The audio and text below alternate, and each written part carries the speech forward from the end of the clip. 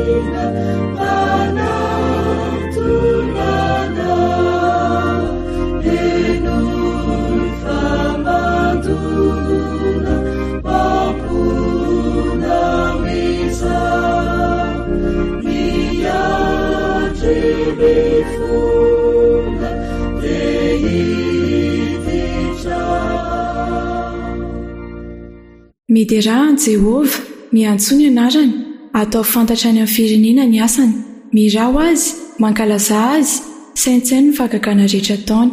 Atao voareharehanao ny anarany masina, aoka hifaly ny fony izay mitady an Jehova, mitadiava an Jehova sy ny heriny, ka tsy mandrakariva ny tavany.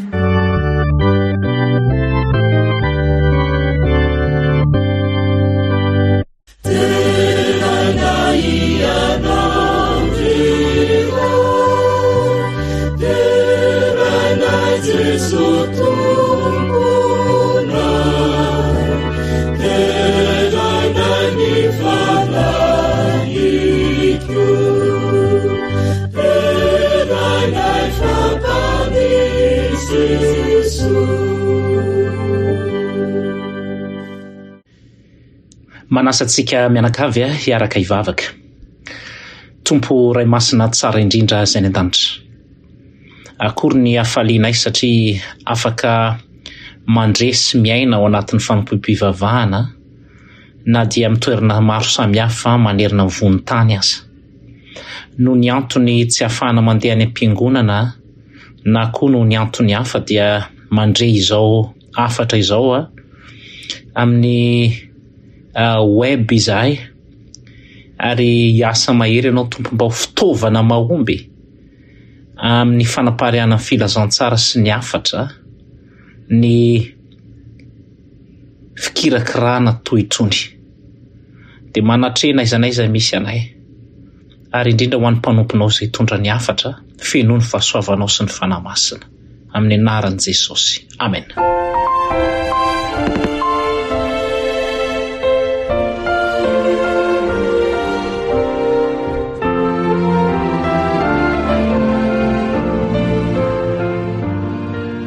Faly miarabantsika tsirairay avy mpiaino ajaina amin'izao andro sabata izao. Ankehitrinintsika dia tonga amin'ny fandaharana manokana fanampom-pivavahana. Faly izahay miaraka aminareo eto, ary ny firariantsonay dia mba ho feno ny fitahian'Andriamanitra ny izao sabata tontolo andro izao, ary mirary anareo tsirairay avy izahay mba hiaraka aminay hatramin'ny farany mandritra ity fandaharana ity.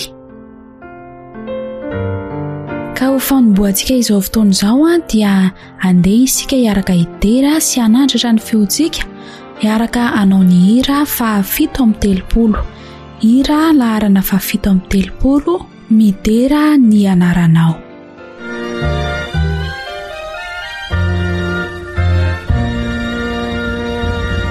Midera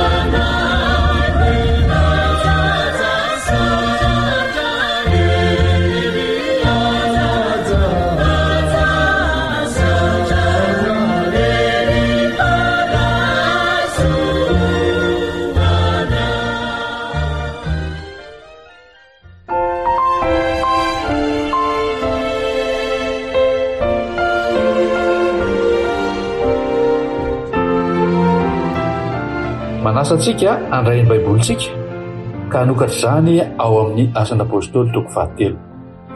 Asan'ny Apôstôly toko 7 vakiantsika ny 7 sy ny 9. Lohatenin'izany moa dia hoe ninasitrana ny Petera ilay lehilahy nalemy tongotra sy ny toriteny nataony tamin'ny olona. Izao voalaza amin'ny 7 sy ny 9. Ary noraisiny tamin'ny tanany ankavanany ray lehilahy ka natsangany, dia natanjaka niaraka tamin'izay ny tongony sy ny ketrikeliny, ary niatsambotra izy ka nijoro, dia nitsangatsangana ary niara-niditra taminy eo an-kianjany tempoly. Hotahinana izany teny izany ampahery antsika azontsika lesona sarobidy ho amin'ity anio ity.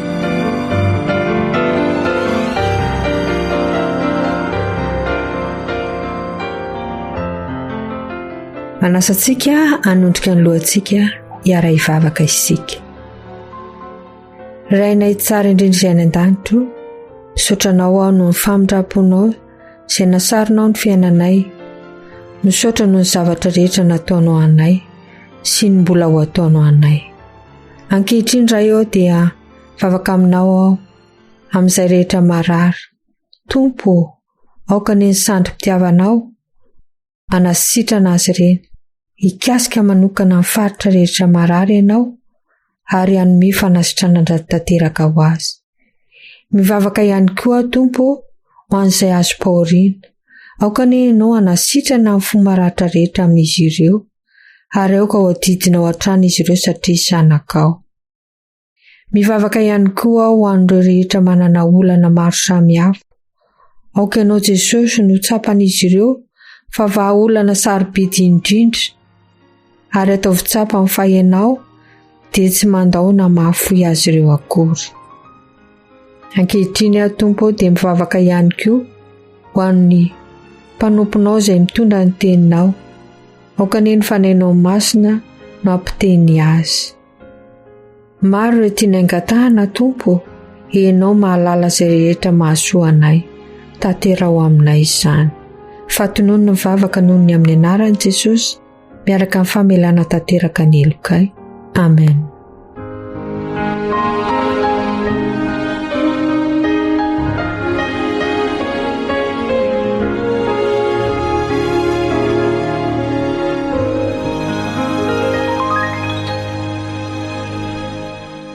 Ho fanomanana ny fosana mampanantsika tsirairay avy alohany andrenesantsika ny teniny izay hoentin'ny pastora Ernesta Andriamparantsoa dia andehantsika hiaraka heno an'ity hiraira ity.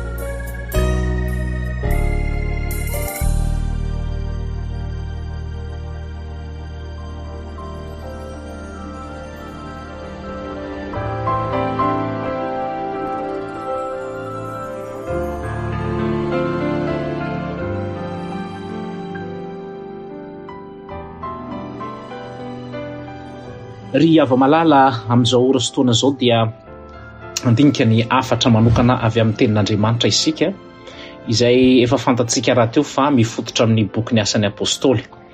Noho ny antony maro samihafa dia indraindray somary tara kely eny ilay fampianarana sy ny tohiny fa inoko fa ny fiverimberenan'ireny afatra ireny ao anatin'izao onjam-peo izao dia mitondra fanampim-pahalalana sy fanazavana misimisy kokoa ho antsika rehetra izay manaraka fanompoam-pivavahana. Ka ny afatra ho an'ity an'io dia ny asan'ny apôstôly toko 7. Asan'ny apôstôly toko 7 no andraisantsika lesona sarobidy avy amin'ny tenin'Andriamanitra amin'izao ora sy fotoana izao.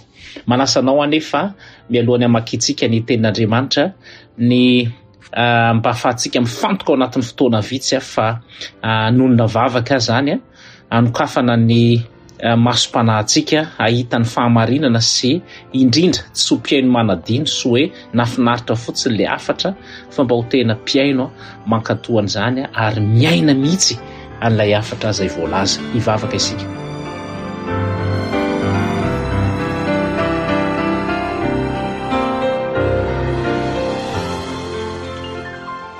Fa namasinao tsy ahatrany ity teny ity fa anao tsindry mandry avy aminao no nahazahoana an'izany ary na impiry ny andrenesana izany dia tsy lany amamina ny teninao ka dia misaotra mitenena ary omena lalana mihitsy ianao hiteny sy hanambara amin'ny anaran'i Jesosy.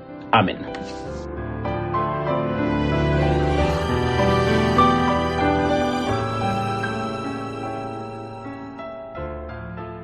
Asan'ny apôstôly toko 7 dia manomboka amin'ny andininy voalohany no vakitsika dia hijanona isika rehefa ery amin'ny andininy 10 zany no vakitsika amin'izao ora sy fotoana izao.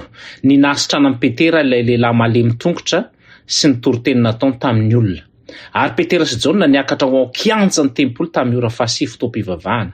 Ary nisy nitondra lehilahy nalemy tongotra hatrany an-kibon-dreniny izay napetrany isan'andro teo alohan'ny vavahadin'ny tempoly, ilay atao hoe tsara endrika mba hangataka fiantrana amin'izay niditra tao an-kianjan'ny tempoly. No nahita Petera sy Jaona efa niditra teo an-kianjan'ny tempoly izy dia nangataka mba homena fiantrana. Ary Petera sy Jaona nibanjina azy ka nanao hoe mijery anay. Dia nibanjina azy roa lahy tsara izy fa nanantena azo zavatra taminy. Fa hoy Petera, tsy manana vola fotsy na volamena fa izay ananako nomeko anao. Amin'ny anaran'i Jesosy Kristy avy any Nazareta mitsangatsangana. Ary niraisiny tamin'ny tanany ny ankavanana lehilahy ka natsangany dia natanjaka niaraka tamin'izay ny tongony sy ny kitrokeliny. Ary ny atsambontsambotra izy ka nijoro dia nitsangatsangana ary niara-niditra taminy eo an-kianjan'ny tempoly, nitsangatsangana ny atsambontsambotra sady nideran'Andriamanitra. Ary ny vahoaka rehetra nahita azy mitsangatsangana sy mideran'Andriamanitra ary fantany fa tsara fa io no ilay nipetraka teo amin'ny vavahady tsara endrika eo amin'ny tempoly mba hiantrana dia gaga sady talanjona ny olona noho izay tonga tamin'ny lehilahy. Ny lohatenin'ny afatra zany dia ilay hoe manangana anao Andriamanitra, te hanangana anao Andriamanitra. Isika rehetra no resan'ity tantara ity na dia efa nitranga tamin'izany teo amin'ny tontolon'ny fiainan'ireo mpianatra voalohany indrindra. Zany hoe ity zany no anisan'ny fahagagana voalohan-dohany indrindra nataon'ny apôstôly rehefa lasa Jesosy feno fanahy masina zareo, dia ity zany anisan'ny zavatra anankiray lehibe hoe ny fanena tamin'ny ity lehilahy izay nalemy hatrany an-kibon-dreniny ozy izy dia nalemy ity lehilahy ity zany ary eo amin'ny vavahady antsoina hoe tsara endrika le izy ko moa zany hoe vavahady tsara endrika fa de misy nytirangady ty zany mety mandratsy endrika an'le vavahady zany mahatonga ny olona mitazatazana fotsiny mandehandeha fotsiny eo ny olona de fatany olona io le mpangataka eo zany mety efa leo koa ny olona de fantany fotsiny satria efa mety efa fiainan'le olona mihitsy ny eo de eritrereto ange zany hoe mifo maraina ty rangaty de iny fa mandadilady na oetin'olona eo am'le izy eo zay mbola jerentsika rehefa avy eo fa eto zany de hoe eto misy vavahady tsara endrika rehefa miteny hoe tsara endrika tam'izany zay mihitsy le eo amin'ny vavahadin'ny tempoly zany de midika fa tena misy fahatsarana mihitsy zany ary tsy tokony hisy zavatra mandratsy ny endrika an'izany tempoly zany mihitsy ary tam'izany moa zany ny fiveran'ny olona an'izany olona hoe marary akitra ny ekibondreniny zany na malemy ty rangaty zao malemy hatrany ekibondreny de ny fiveran'ny olona an'izany de hoe noho ny fahotana sy ny sisa ary de tsy afaka miditra any amin'ny tempoly satria mpanota fa ery amin'ny vavahady fotsiny no mipetrapetraka ary de eritrereto eo amin'izany vavahadiny tsara endrika zany nefany dia misy olona zay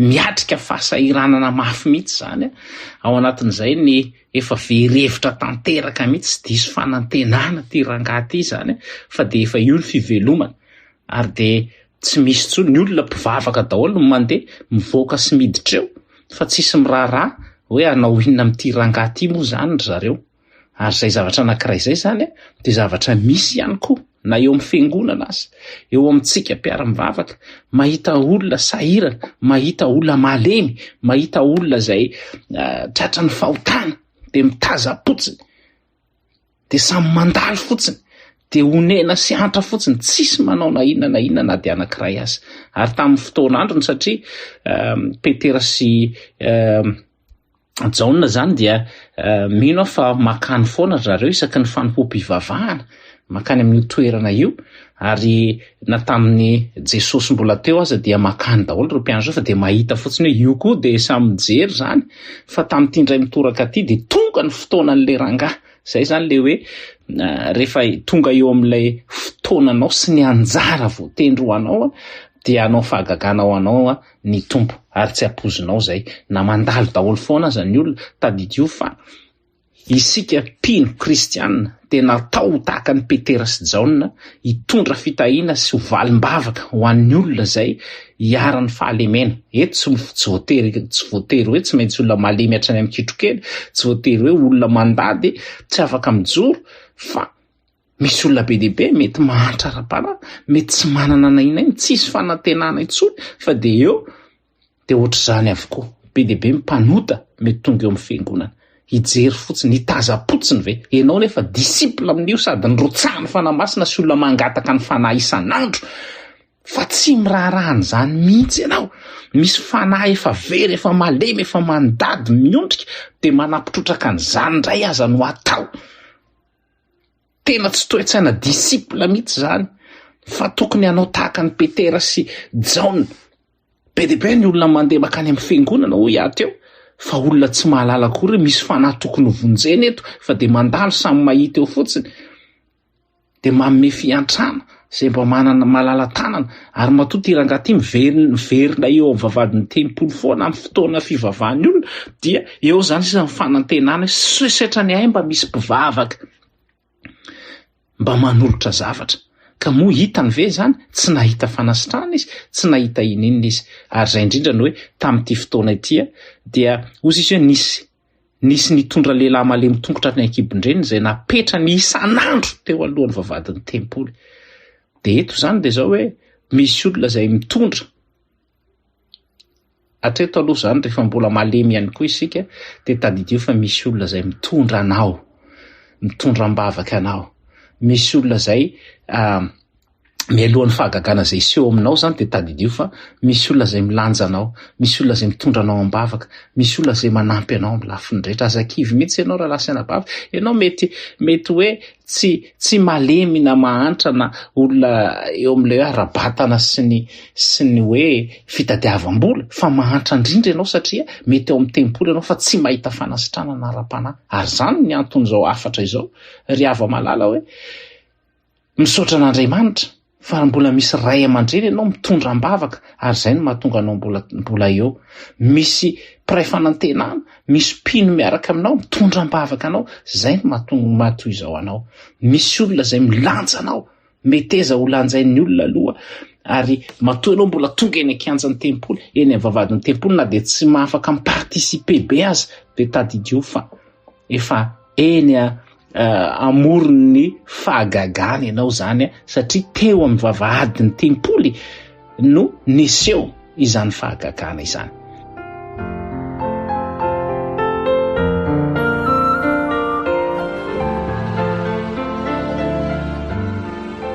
Ary de inona ny zavatra nitranga ho izy de noho nahita amin'ny Petera sy Jaona efa niditra teo ankianjan'ny tempoly izy de nangataka mba homena fiantrana.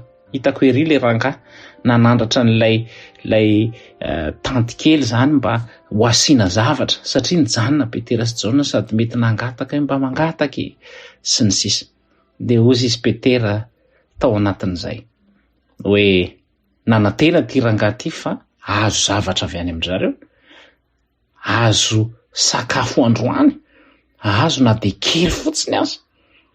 Kanefa kosa tadidio fa nanomana fahagagana zay tsy takatry ny saina ho an'ity rangahy ty Andriamanitra tamin'io fotoana io. Ary dia netretiny hoe zavatra kely, hoe mety mba azo farantsa kely vitsivitsy, mety mba azo kely vola na dia hividianana sakafo an'io fotsiny aza. Ndrendray tsy fantatra hoe manahoana ny zavatra efa nomanin'Andriamanitra ho anao, na de tsy fantatra aza hoe inona no iseho androany, de ny zavatra azo antoka efa manomana zavatra ho anao Andriamanitra. De ozy Petera sy Jaona mibanjina azy, nibanjina azy izy ka nanao hoe mijery anay. Le rangahy zany mety efa tsy samy mijery tsony, mety efa ny tanana fotsiny sisa no asandratra mba mangataka. Mety miondrika ty rangahy ty, ary be dia be ny olona miondrika, mety enao mihitsy le olona miondrika androany, mitraka, ary nidikan'izay hoe mitraka, mijery anay. Ozy izy ny apôstôly eto zany hoe rehefa mijery ny disipla ny Jesosy ianao zany dia ilay Jesosy ao anatiny izy ireo, ilay fananameno azy ireo nijerenao amin'izay fotoana izay. Ary zay hoe banjiny Kristy, aoka hijery an' Jesosy mandrakariva isika, asandrato ny lohanao aza miondrika, tsy ny tananao fotsiny mila asandratra mangataka, fa ny fonao sy ny masonao mihitsy. Ary efa mijery an'izay hoe ny masonao mila mijery ambony satria mipetraka ery amin'ny tany zany, de tsy maintsy hoe misy ezaka atao, mety efa reraka ny atoko an'le rangahy ty mijery, fa izay hoe banjino ny lanitra, banjino ny any ambony, banjino Jesosy Kristy ry ava malala, izay mitondra fanasitrarana sy fahagagana manokana ho an'ny fiainanao.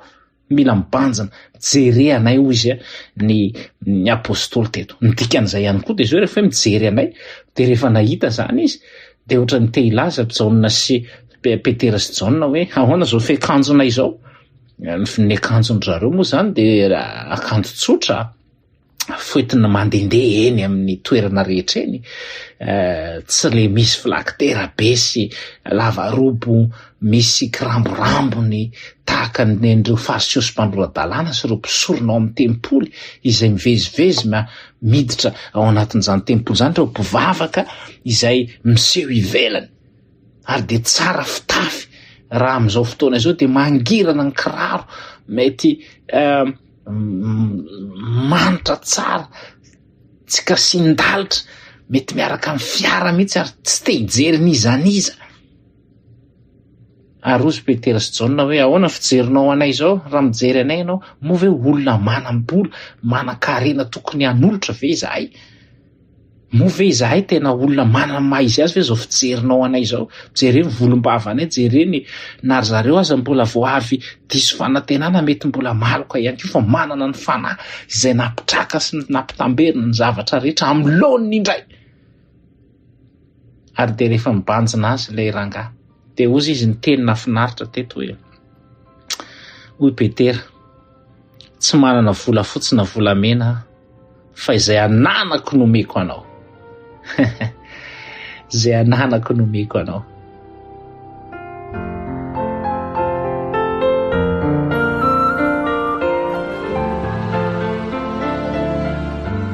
Ary ananan'ny Petera be dia be Jesosy. Raha misy manana an Jesosy betsaka indrindra teo tamin'ireo mpianatra sy expérience niaraka amin'ny Jesosy dia Petera anisan'izany. Hoentin'i Jesosy izy natany amin'ny teny nipohatra fivantare. Hoentin'i Jesosy izy rehefa miara-mivavaka.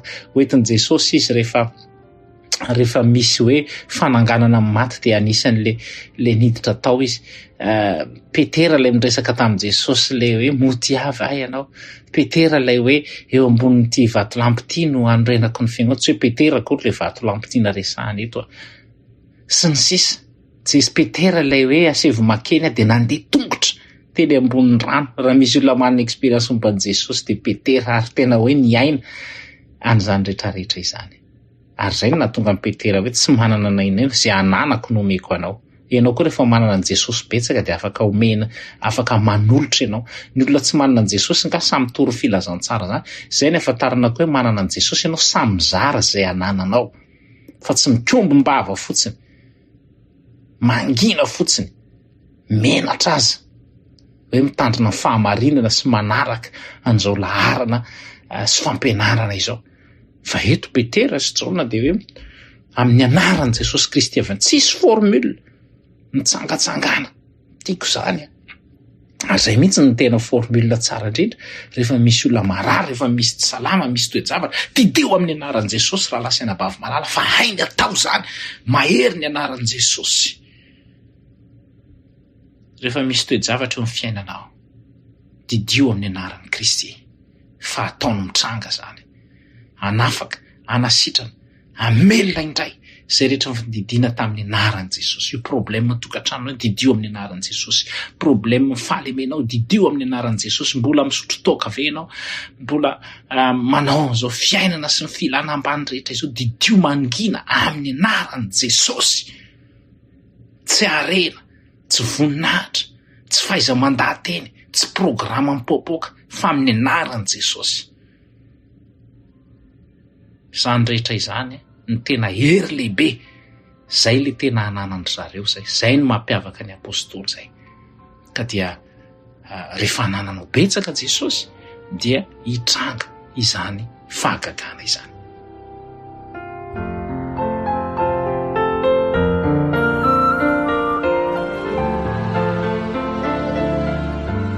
Ny zavatra manaraka dia zao hoe ary izy niraisiny tamin'ny tanany ankavanana raha ka natsangany. Le olona le nalemy teo zany, eritreretra ity misy olona malemy na ny lohalika efa firy taona tsy nitsangana. Mitolanao efa tsy fantatra intsony hoe mitolila makay izay nikitro kely efa malemy, efa maty mihitsy nitapaka an'le rangahy ity zany. Na le tongotra rehetra zany dia efa hoe tsy misy ininona intsony fa isa aza bataina makeo kianjan'ny tempoly. Fa amin'izay fotoana izay, tampinoana sy ny fahasahiana lehibe no tonga dia nanangana ny Petera an'ity rangahy ity. Ry hava-malala, tsy hoe akory hoe mitory-teny fotsiny, fa mila manangana mihitsy. Tsy hoe milaza hoe marina zao, ity ny tena fahamarinana, zao ny sabata, zao ny batizy, zao ny zavatra tsy fihina, fa tena misy action mihitsy. Arao action, atsangano mihitsy le olona. Tsy hoe akory hoe manonona teny mahafinaritra fotsiny. Tsy hoe dia efa eto moa zany, fa mila manangana. Amin'ny tanana ankavanana ozy izy niraisiny sady atsangana no manasitrana. Afaka natao, misy fotoana Jesosy nanasitrana dia tonga dia mety hoe betao ny fandrinao dia toa dia mitsangana. Fa misy fotoana eto indray zany zao dia tena ianao mihitsy mila manao action, hoe tena mila mandray tanana mihitsy dia manangana fiainan'olona anankiray zay efa ela, zay efa maty, zay efa tsisy fanantenana intsony. Zany no tokony ho asan'ny fiangonana voalohany. Izay ny asan'ny fiangonana voalohany, zany koa no tokony ho asan'ny fiangonana voalohany indrindra amin'izao fotoana misy antsika izao. Be deaibe ny fiainana efa maty, be deaibe ny tokantrano efa maty, be deaibe ny ankizy sy ny tanora efa mandao ny fiangonana, be deaibe ny olona tratra ny fahalemena. Moa ve isika ilay Petera sy Jaona vaovao ry mpivavaka ao am-piangonana? Moa ve isika ilay mpanangana indray andreny olona izay efa tratra ny fahalemena isan-karazany ireny? Amin'izao andro farany izao dia hiverina izany fahagagana rehetra izany, ary tokony fiainana zanak'Andriamanitra.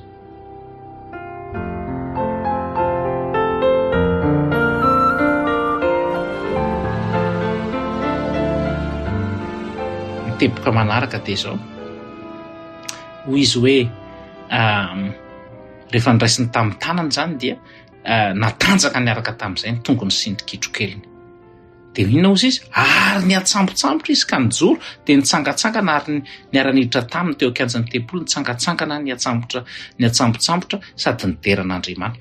Tena nanao entraînement tongony mihitsy le rangaty, misaotisaoty angamba ka hoe ahona zany hoe miatsambontsambotra sika efa ela kosa ko efa 10 taona ty rangaty zany mipetraka foana tsy mbola nandeha hatramin'izay ny ainana nefa hoe dia mitsambontsambotra ka ohatra zany za mandeha mety mbola sahirana izy ahoana ary ny tena mandeha, mety tena azoko sary an-tsaina mihitsy ary tsy mbola nisy toe-javatra ohatran'izany mihitsy hita tamin'izany fotoana izany zany hoe hito le rangaty tena nalemy tetsy hatrany akibondreniny efa nanao an'izany Jesosy ary dia io fa nitranga indray aty ary tao anatin'izay dia tsy nahajanona fa sady nandeha izy no niatsambontsambotra no nideran'Andriamanitra. Zany ny tena hoe fiainana ahoana ry ilazana an'izany hoe tena transformé mihitsy, niova ny fiainan'le rangahy ray manontolo. Izy le tsy nandeha teo afaka nandeha indray, tsy hoe nandeha fotsiny azy izy fa tena hoe niatsambontsambotra ary tsy vitan'iny niatsambontsambotra fa nideran'Andriamanitra. Zany ny fiainana novaina zany. Ireo zany dia midika hoe tena le rangahy ray manontolo mihitsy satria niara-panahy spirituellement, émotionnellement, physiquement.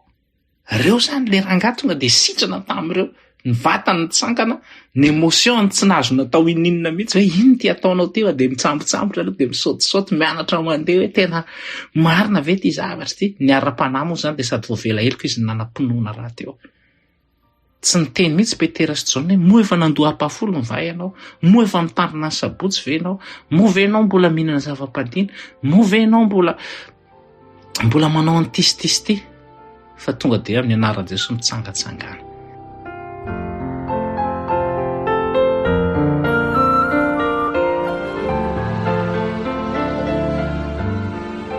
Ary dia zany no tonga dia vavolombelona lehibe ao anatrehan'ny vahoaka rehefa toizatsika io tantara io. Dia zany no hita ny vahoaka rehetra ozy izy dia nahita azy nitsangatsanga sy mideran'Andriamanitra.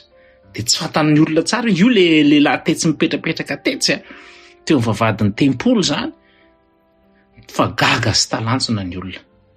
Ny fanangananao fiainan'olona anankiray ary ianao koa rehefa mitsangana, mety ianao koa ilay lehilahy ty mandrehan'izao afatra izao. Rehefa ianao no mitsangana tonga dia lasa fijoroana vavolombelona, mitsangana teo amin'ny toerana izay misy anao, aza mijanona eo amin'ny fahalemena rehefa misy manangana anao na afatra na toroteny, nizaniza miteny aminao, mety ny pastora anao, mety ny olona mpitarika na lovolom-piangonana, mety diakona eny hatramin'ny ankizy kely, mety afatra ao amin'ny Facebook, any amin'ny Instagram, any amin'ny karazana maro samihafa, TikTok, resaka ara-panaka manangana anao, mitsangana. Aza mijanona eo amin'ny toerana izay misy anao fa izany no mety ho tanana kavanana manangana anao amin'izao fotoana izao. Mety tsy manam-potoana tsony ianao hidirana any am-piangonana nefa ianao mahatsapa tena fa malemy, riavana, raha mandre an'izao afatra izao ianao mandre afatra mitovitovy amin'izao, izany ny fananganan'Andriamanitra anao. Aza mijanona eo amin'ny toerana izay mampalemy fa mitsangana teo amin'izany toerana izany. Be deaibe ny olona faly fotsiny mijanona sy mangataka fiantrana, miteny foana hoe eto ambavaka dia lehilahin'izay ianao zany le mbola bataina isan'andro eo amin'ny kianjan'ny tempoly. Tianao ve ny bataina isan'andro eo am-bavahady-piangonana foana? Efa fotoana fitsanganana izao, mijoroa, miala amin'io fahalemena io, efa misy olona manangana anao amin'ny anaran'i Jesosy Kristy. mitsangana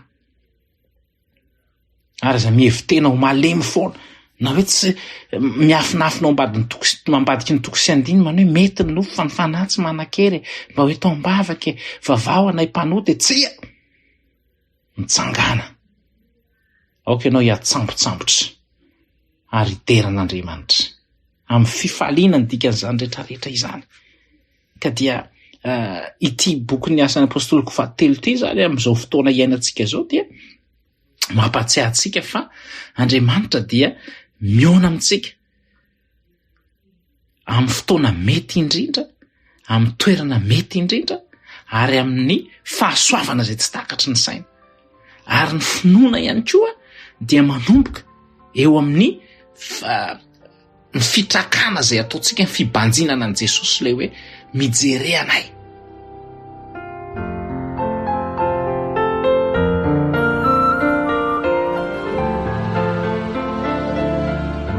Ary zao hoe ny teboka manaraka izay anarantsika koa dia ny hoe izay anananao no azonao omena sy atolotra, ary arakarak'izay abetsaka ny ao anatinao no ahafahanao manolotra. Ka inona mibetsaka ao anatinao raha tsisy ininona sy vidy ianao, tsisy zavatra mitranga mihitsy ary tsy afaka manolotra na inona na inona. Aoka ho feno ny fahasoavan'Andriamanitra sy ny herin'i Kristy isika ary afaka hanolotra. Zao tontolo zao ry havana dia mitady fatratra ny volamena sy ny volafotsy, fa ny ilaintsika indrindra ankehitriny mba hampitsangana antsika sy hanangana antsika ny hafa dia mila an' Jesosy isika. Andriamanitra dia mbola manangana fiainan'olona amin'ny alalan'ny olon-tsotra, ny olona toa azy toa anao. Ary izay indrindra ny tena anatanterahana n'ireny hafatra isan-karazany sy anambarana ny tenin'ny soratra masina ho retany ho ren-danitra na amin'ny radio, na amin'ny televizion, na amin'ny Facebook, na amin'ireo tambajotra maro samihafa, dia izao hoe anambara ny fahatsaran'ny tompo. Dia izao hoe aoka hideran'Andriamanitra ianao satria ampy ianao Jesosy. Aoka hideran'Andriamanitra ianao satria ampy ianao ny fanasitranany, ny famerenany amin'lohan'ny indray ny fiainanao. Ary manomboka izao dia hiatsambontsambotra sy hideran'Andriamanitra ianao amin'ny fifaliana. Tsisy manakana amin'ny fifalianao rehefa hideran'Andriamanitra. Mba hireza ry hava malala raha anatin'ilay mbola anatin'ny fahalemena isika, fa hanangana anao Kristy ary ampitrakanao indray manoloana an'izao toe-javatra maro samihafa izay iainantsika amin'izao fiainana izao. Mafy ilay izy indraindray fa hanangana anao Jesosy. Hivavaka isika.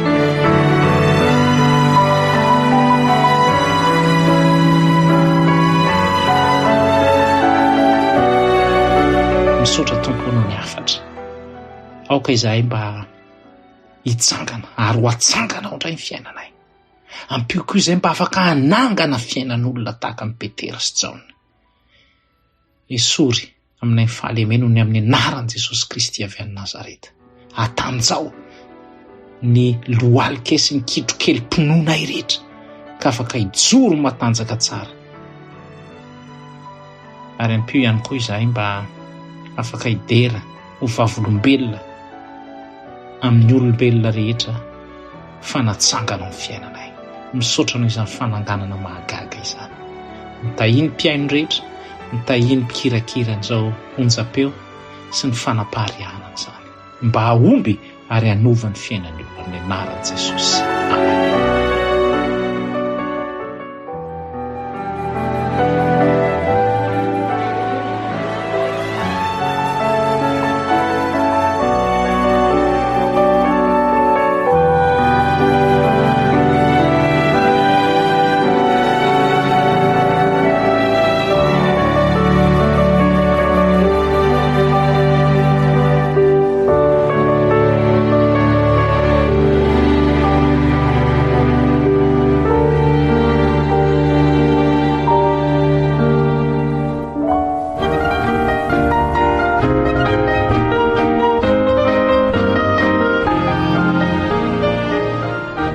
Misaotra an'Andriamanitra lehibe indray isika satria mbola afaka nandria ny teniny manokana izay noentiny mpanompony teo iny.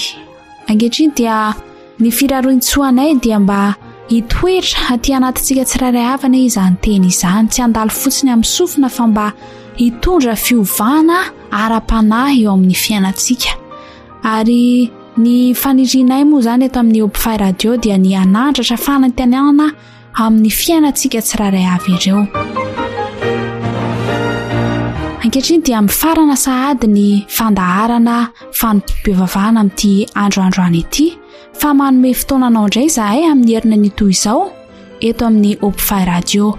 Isaorantsika manokana ny mpanompony Pasteur Ernesta Andriamparantsoa izay nitondra ny teniny teo ary izao moa Nonsiara Zakanjoary no nanolotra ny fandaharana tamin'ity androany ity dia manome velomanao indray mandra-piona amin'ny manaraka indray.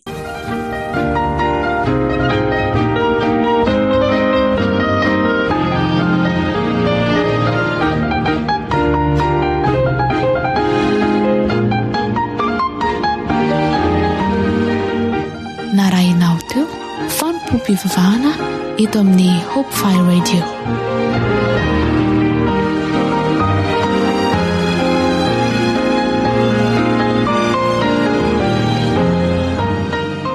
Ho sabata feno fitahinana, ho sabata feno fahasambarana, ho sabata feno fifalinana ity tontolo androntsika anio ity.